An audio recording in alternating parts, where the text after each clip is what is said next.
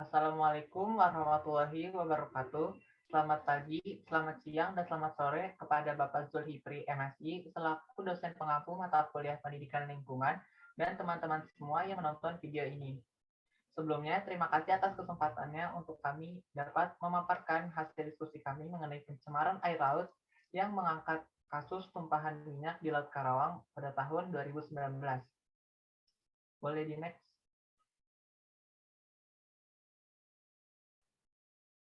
Pertama-tama, izinkan kami untuk memperkenalkan anggota dari kelompok kami. Dari saya sendiri, Daftar Nolid Basin dengan NIM 1307621028. Perkenalkan, nama saya Virgi Wulandari dengan NIM 1307621009. Perkenalkan, nama saya Kinanti Stantia Cantika dengan NIM 1307621026. Perkenalkan, saya Mutia Parahita Mahanani dengan NIM 1307621047. Baik, untuk pemaparan materi selanjutnya akan disampaikan oleh Mutia Parahita.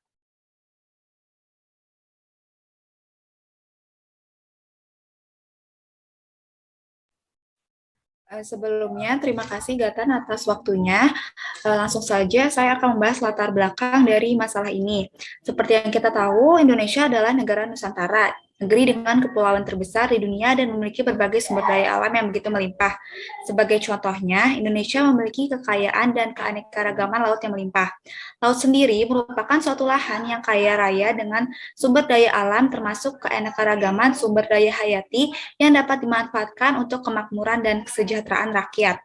Sebagaimana diketahui pula bahwa 70% permukaan bumi ditutupi oleh perairan atau lautan dan juga lebih dari 90% kehidupan biomasa di planet bumi hidup di laut. Dengan hal tersebut, maka dapat dikatakan bahwa laut merupakan bagian yang sangat penting dan sangat berpengaruh terhadap kelangsungan hidup manusia maupun organisme lain. Bisa dibayangkan jika lautan tersebut tercemar atau rusak, sehingga sebagian dari biomasa pun dapat ikut tercemar. Oleh karenanya, dengan hal ini, semua komponen negara memiliki tanggung jawab dan wajib turut melestarikan, tidak mengotori, tidak mencemari, serta tidak merusak ekosistem laut dari segi lingkungan maupun organisme yang ada di laut. Kasus pencemaran air laut yang dikarenakan dari industri minyak bumi ini sudah banyak terjadi di Indonesia. Salah satunya yang terjadi di pantai laut utara Jawa pada tahun 2019. Pencemaran laut ini disebabkan oleh adanya tumpahan minyak akibat bocornya pipa minyak di sumur YYA-1 Blok Offshore Northwest Java milik PT Pertamina yang terjadi tepatnya pada 21 Juli tahun 2019. Tentunya menyebabkan pencemaran lingkungan, terutama pencemaran air laut dikarenakan tumpahan minyak tersebut langsung terjadi di pesisir pantai dan mencemari laut. Dilansir dari konferensi pers yang diadakan oleh Darmawan Samsu, Direktur Hulu Pertamina tahun 2019, tumpahan tersebut terjadi akibat adanya anomali tekanan saat melakukan re-entry dari drilling activity atau aktivitas pengobaran sehingga muncul gelembung gas dan diikuti dengan tumpahan minyak ke laut. Dengan banyaknya kasus pencemaran air laut yang terjadi di Indonesia ini, tentunya dapat mengakibatkan terjadinya degradasi lingkungan serta menyebabkan kerugian di berbagai bidang. Bahkan akan berbahaya bagi ekosistem laut dan daratan itu sendiri. Selanjutnya akan dilanjutkan oleh teman saya.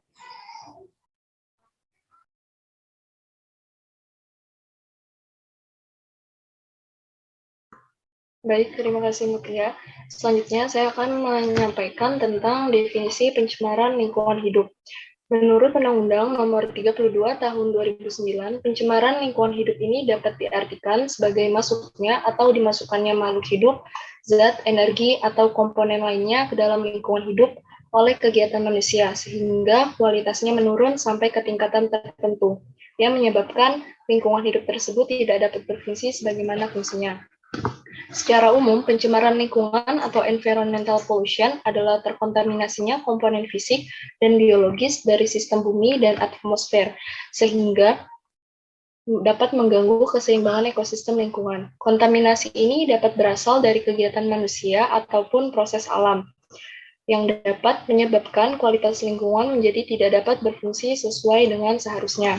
Seperti yang terlihat pada gambar, bahwa terdapat 3 gambar dari pencemaran lingkungan hidup, yang mana gambar yang pertama ini adalah pencemaran lingkungan hidup yang terjadi di air. Lalu yang kedua ini yang di tengah adalah pencemaran lingkungan hidup yang terjadi di udara, dan yang terakhir ini pencemaran tanah. Mungkin bisa di next. Ya, selanjutnya akan dijelaskan oleh Kinanti.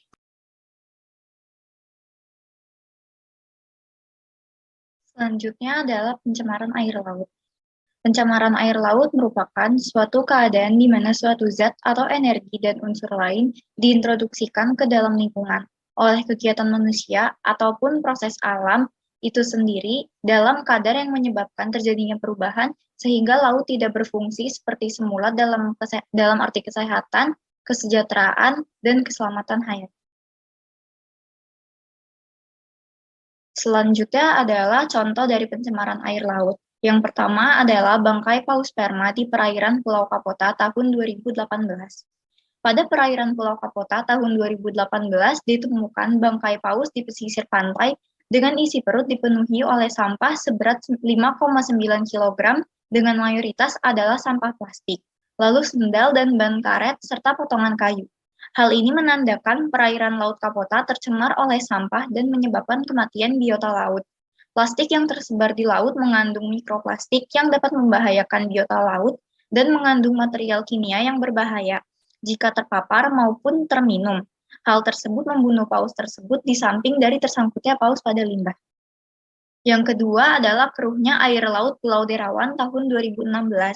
Keruhnya air Pulau Derawan terjadi akibat dari sedimentasi yang terjadi karena pembukaan lahan sawit dan akhirnya mencemari air laut Pulau Derawan.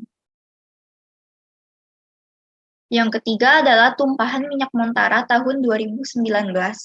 Tumpahan minyak Montara terjadi akibat meledak dan terbakarnya unit pengeboran West Atlas milik ladang minyak Montara sehingga mencemari laut perairan Laut Timur Indonesia.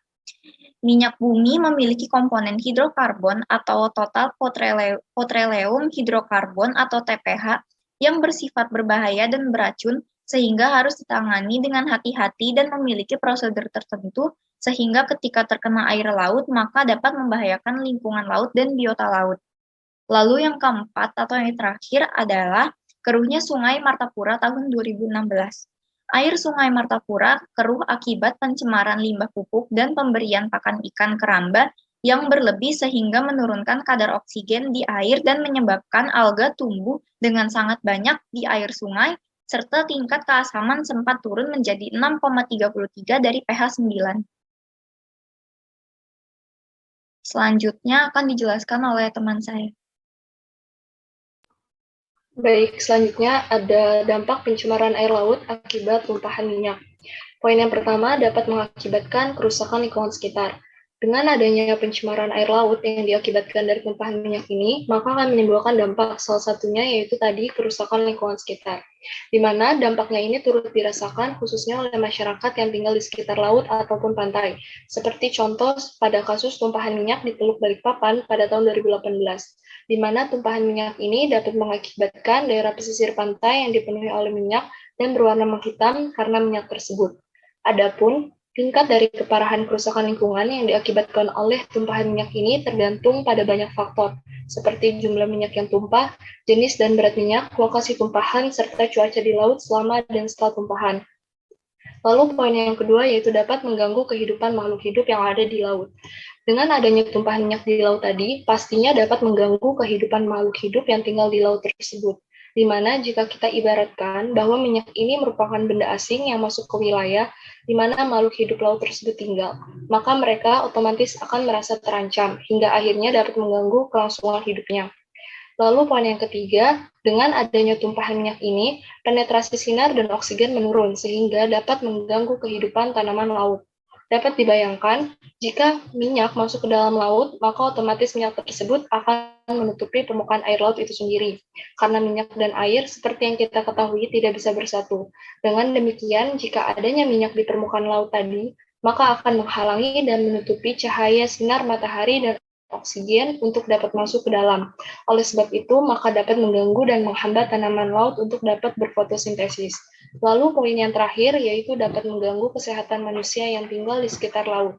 Selain dampak-dampak yang telah saya sebutkan tadi di atas, terdapat juga dampak bagi kesehatan manusia seperti adanya potensi dermatitis akibat kontak dengan kulit. Selain itu, dengan tanpa sengaja menghirup tetesan minyak ataupun partikel berminyak yang dibuang ke udara selama operasi pembersihan, yang dapat menyebabkan iritasi, baik itu iritasi pada mata, hidung, tenggorokan, maupun paru-paru.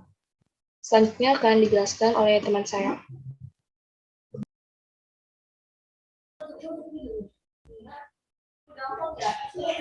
Masuk ke subbab selanjutnya itu cara penanggulangan pencemaran air laut. Sebelumnya ini adalah penanggulangan secara general, bukan berdasarkan tumpahan minyak. Untuk tumpahan minyak akan dibahas setelah kasusnya dibahas. Yang pertama itu pengendalian penanggulangan pencemaran air di Indonesia telah diatur melalui Peraturan Pemerintah Nomor 82 Tahun 2001 tentang pengelolaan kualitas dan pengendalian pencemaran air. Pada prinsipnya, untuk menanggulangi pencemaran air ini dibagi menjadi dua cara, yaitu secara non-teknis dan secara teknis. Secara non-teknis dilakukan usaha dengan cara menciptakan peraturan perundangan yang dapat merencanakan, mengatur, dan mengawasi segala macam bentuk kegiatan industri dan teknologi sehingga tidak terjadi pencemaran. Peraturan perundangan ini hendaknya dapat memberikan gambaran yang jelas tentang kegiatan industri yang akan dilaksanakan, misalnya meliputi AMDAL atau analisis dampak lingkungan, pengaturan dan pengawasan kegiatan, dan menanamkan perilaku disiplin kepada para pekerjanya. Sedangkan penanggulangan secara teknis bersumber pada perlakuan industri terhadap perlakuan buangannya. Contohnya dengan mengubah proses, mengelola limbah, atau menambah alat bantu yang dapat mengurangi pencemaran.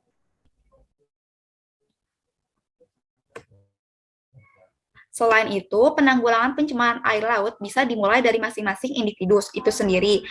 Misalnya ada dengan beberapa cara, misalnya tidak membuang sampah ke laut, mengurangi sampah plastik, mendaur ulang sampah organik, terus memperhatikan bahan kimia yang digunakan, menjadi konsumen yang bijaksana, menggunakan deterjen ramah lingkungan, dan menaati peraturan yang berlaku.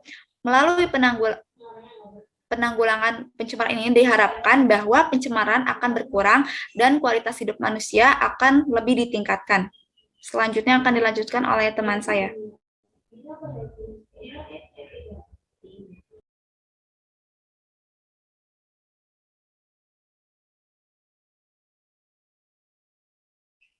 Selanjutnya adalah kasus pencemaran air laut, yaitu tumpahan minyak di Laut Karawang pada tahun 2019. Salah satu pencemaran air laut yang pernah terjadi ini adalah tumpahan di Laut Karawang. Terjadinya itu bermula dari pengeboran sumur reaktivasi YYA-1 di blok offshore North West Java atau disingkat ONWJ di pantai utara Karawang pada Jumat tanggal 12 Juli tahun 2019, tepatnya pada pukul 1:30 pada dini hari.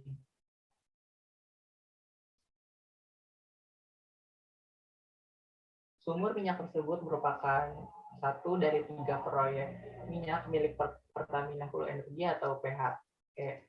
Kejadian tersebut berlokasi di Laut Karawang, Jawa Barat, dan daerah sekitar terdampak, yaitu daerah sepanjang pesisir pantai yang dekat dengan sumber tumpahan minyak, yaitu meliputi kawasan Pantai Karawang, Kepulauan Seribu, hingga Kabupaten Bekasi.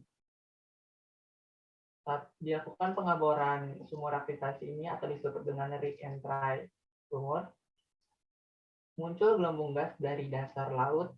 Kemudian gelembung gas tersebut juga muncul dari sekitar anjungan YYA-1 dan rig ENSCO 67 yang terletak di wilayah operasi offshore ONWJ.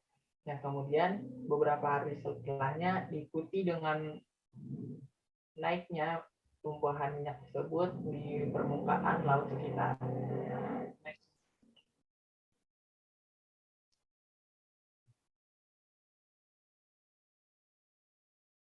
Bisa di next. Penyebab tumpahnya dari minyak di Laut Karawang.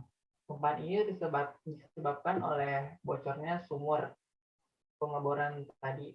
Dengan melakukan aktivitas drilling pada sumur, muncullah gelembung gas dari sumur pada tanggal 12 Juli pada tahun 2019. Beberapa setelahnya, tepatnya dari tanggal 15 Juli mulai terlihat tumpahan minyak mentah di sekitar permukaan air. Gelembung gas tersebut diduga muncul akibat adanya anomali tekanan tanah saat reaktivasi sumur dilakukan, sehingga menyebabkan erik atau yang menopang anjungan sedikit bergeser. Sehingga pengeboran tadi tidak merata dan hasilnya keluar dari sumur dan gelembung mencapai permukaan. Dan pihak PHONWJ menyatakan kondisi darurat sehingga dilakukan evakuasi terhadap para karyawan yang bekerja di sekitar anjungan. Selanjutnya pada tanggal 17 Juli 2019, tumpahan minyak mulai terlihat di sekitar anjungan hingga beberapa hari setelahnya tumpahan minyak sudah mencapai pesisir pantai di daerah barat. Selanjutnya akan dijelaskan oleh teman saya.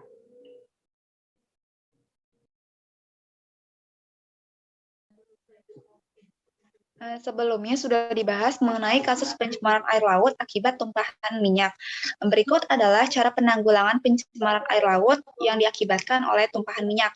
Yang pertama itu menggunakan oil dispersan, yaitu suatu larutan yang dapat memecah molekul-molekul minyak yang tumpah tersebut menjadi tumpahan yang lebih kecil sehingga ukurannya kurang dari 15 ppm. Pada dasarnya, lingkungan perairan mengandung mikroba alami yang memakan dan memecah minyak mentah. Kegunaan dari dispersan ini adalah mempercepat urainya minyak tersebut dengan cara memberikan mikroorganisme atau bahan kimia. Dengan cara mengurangi vlog atau kuantitas minyak yang besar menjadi semakin kecil dan terpisah. Ada 3 jenis dispersan, yaitu generasi pertama, yaitu menggunakan karbon hidrogen golongan berbau. Generasi kedua yaitu dispersan golongan parafin. Yang ketiga ada generasi golongan padat tipe bekerja sendiri. Yang kedua itu menggunakan absorben. Absorben memiliki fungsi untuk memadatkan minyak dari yang berwujud cairan menjadi wujud yang lebih padat, sehingga mudah menyerap dan menempel pada absorben. Ada 3 jenis, yaitu sintetis seperti yang terbuat dari serat nilon dan busa. Yang kedua ada jenis anorganik yang terbuat dari pasir dan tanah lempung. Yang ketiga jenis organik, yaitu terbuat dari jerami, kapas, dan juga serbuk gerji. Cara penanggulangan yang ketiga yaitu menggunakan oil boom, yaitu dengan memisahkan atau melokalisir minyak yang tumpah sebelum dimasukkan ke dalam tempat pengumpulan. Oil boom digunakan untuk menghentikan sebaran minyak lebih luas lagi sehingga merangkap atau melokalisasi bahan tersebut. Dengan memanfaatkan perbedaan massa minyak dan air, minyak yang tumpah akan mengambang di atas air. Oleh karena itu, dengan memasang oil boom akan efektif menahan penyebaran tumpahan minyak di permukaan. Oil boom tersebut akan ditempatkan di sekitaran area yang terdampak tumpahan minyak. Yang keempat ada metode in situ burning, yaitu membakar minyak di tengah laut, akan tetapi ini dilakukan di laut lepas karena hal tersebut harus dilakukan secara matang, bisa menimbulkan bahaya seperti benda yang di dekatnya seperti kapal-kapal maupun benda lainnya. Walaupun sudah menggunakan oil boom tetapi sering tidak terkontrol untuk apinya. In situ burning ini hanya dapat dilakukan apabila tumpahan minyak yang terjadi hanya skala kecil. Apabila skala besar, cara ini tidak direkomendasikan. Yang kelima itu ada CFD atau Computational Fluid Dynamics, yaitu proses untuk memodelkan arah dari tumpahan minyak akibat dari ombak dan angin. Dengan digunakannya proses ini, arah pergerakan tumpahan minyak dapat dilacak sehingga dapat menemukan posisi yang tepat untuk memulai pembersihan tumpahan. Data yang bisa digunakan pada proses CFD adalah arah ombak, arah angin, dan citra satelit. Selanjutnya akan dilanjutkan oleh teman. Baik, selanjutnya saya akan menjelaskan mengenai dampak dari kasus yang sebelumnya sudah teman saya paparkan, yaitu kasus tumpahan minyak di Laut Karawang pada 2019, di mana kasus tumpahan minyak di Laut Karawang pada 2019 ini turut memberikan beberapa dampak. Yang pertama, memberikan dampak ke sekitar pesisir pantai. Peristiwa tumpahnya minyak di Laut Karawang ini turut memberikan dampak ke sekitar pesisir, di mana daerah pesisir pantai Karawang yang menjadi tempat hidup mangrove menjadi terancam dan juga diperkirakan sekitar 77.713 mangrove, yaitu seluas 140 hektar juga terkena dampak dari tumpahan minyak tersebut. Selain itu, menurut Dinas Lingkungan Hidup dan Kebersihan Kabupaten Karawang juga mencatat bahwa 232.000 pohon mangrove terpapar minyak, di mana angka itu merupakan bagian dari 935.000 pohon yang ditanam sejak 5 tahun terakhir di sepanjang pesisir utara Karawang. Lalu poin yang kedua yaitu turut memberikan dampak khususnya kepada para nelayan hutan mangrove dan juga tambak yang ada. Tumpahan minyak yang berasal dari sumur Pertamina ini memberikan dampak kepada para nelayan sehingga tidak dapat melaut untuk mendapat ikan. Selain itu juga mengancam hingga 300.000 batang mangrove, tepatnya di Pantai Muara Bungin dan Pantai Beting, Kabupaten Bekasi.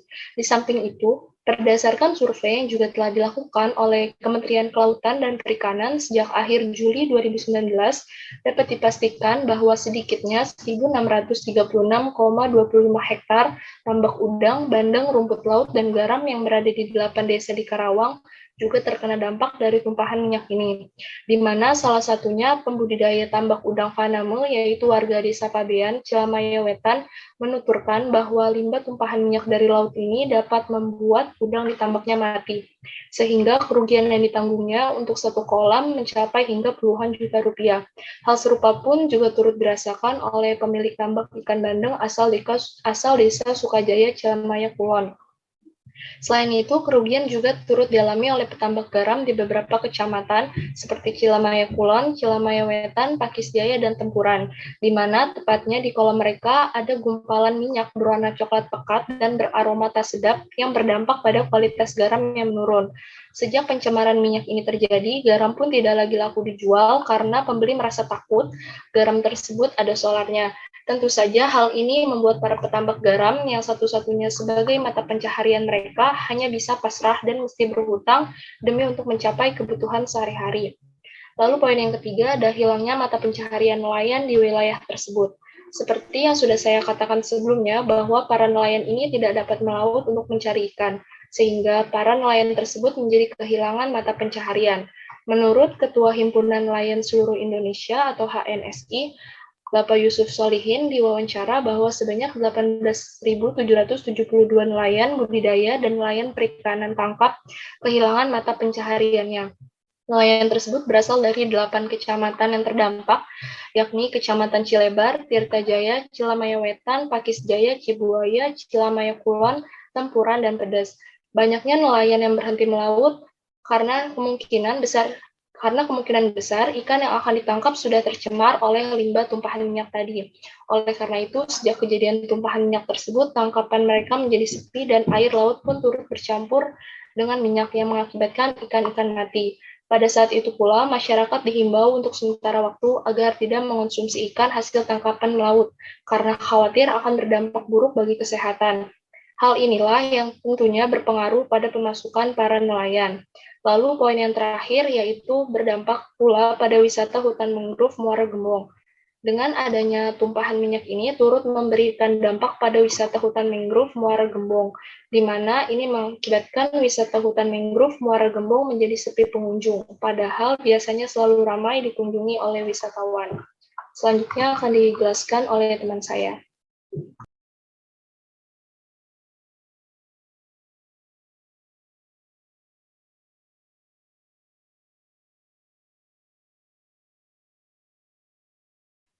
Selanjutnya adalah pencegahan pencemaran air laut.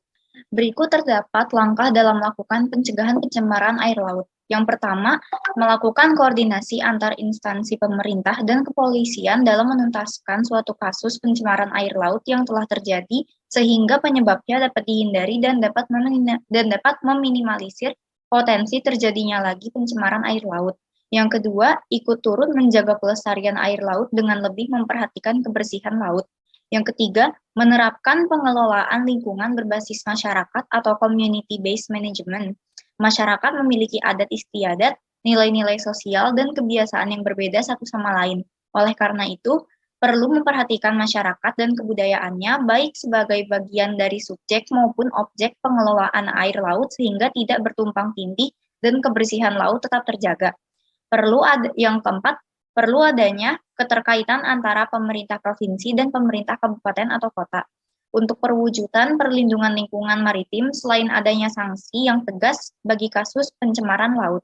Lalu yang terakhir, perlu adanya norma standar, kriteria, dan prosedur penanganan pencegahan pencemaran air laut. Terkait dengan penerapan yang ketat dan tegas perlindungan lingkungan maritim, maka perlu adanya norma standar, kriteria, dan prosedur penanganan pencegahan pencemaran di laut, baik di pelabuhan, perairan, antar negara. Hal ini perlu mengingat aktivitas transportasi bahan bakar semakin meningkat, baik antara pulau maupun antara negara. Lalu yang terakhir adalah kesimpulan. Pencemaran air laut terjadi akibat masuknya energi atau komponen tertentu yang dapat menurunkan kualitas dari air laut. Akibat dari pencemaran air laut dapat menyebabkan rusaknya lingkungan laut dan terganggunya kehidupan makhluk hidup di laut dan sekitar laut. Pencemaran air laut pesisir Laut Karawang 2019 terjadi akibat tumpahnya minyak pengeboran sumur ONWJ dan dapat berdampak pada lingkungan laut maupun sekitar laut pesisir Laut Karawang. Penanggulangan kasus berupa penggunaan oil dispersant, absorben, oil boom, in situ burning, dan CFD. Tumpahan minyak mencemari laut dan membahayakan laut karena mengandung senyawa aromatik hidrokarbon toksik. Sekian presentasi dari saya. Selanjutnya saya kembalikan kepada Gatan. Selanjutnya adalah saran. Di sini ada 2 saran yang dari kelompok kami dapat berikan mengenai kasus, yaitu meskipun telah ada peraturan tentang perlindungan laut, masih diperlukan aturan-aturan yang lebih spesifik dalam perlindungan laut, terutama pencemaran laut oleh minyak dari kegiatan tambang minyak lepas pantai karena kegiatan eksploitasi dan eksplorasi tambang minyak lepas pantai tersebut memiliki resiko yang besar terhadap kehidupan manusia dan juga kehidupan lingkungan laut. Dan yang kedua, belajar dari pengalaman setelah mengalami tragedi tumpahan minyak di Laut Karawang agar lebih waspada dan berhati-hati kepada para perusahaan pertambangan minyak dalam melakukan operasi pengeboran minyak untuk lebih memperhatikan keselamatan kerja sebagai prioritas utama dalam melakukan operasi pengeboran. Next.